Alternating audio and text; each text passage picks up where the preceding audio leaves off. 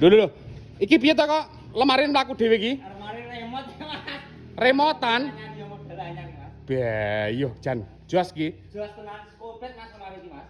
Komplit piye jajal digenahne sing jelas. Lho kok sik mlaku dhewe neh? Wis, Bos, wis.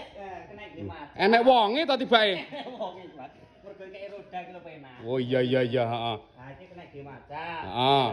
Kena iki ada klambi pisan, Mas. Komplit dadi ini. Ya jajal disepilne. Ben dinggo lipatan baju. Lipatan baju, heeh.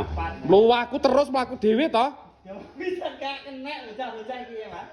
Nah, sing sebelah kene, ya iki wis komplit nggon gantungan baju, Mas. Oh, alah iya. Lah nggon skincare iki nggon kene, Mas. Heeh. Jalan kene iki nggon skincare.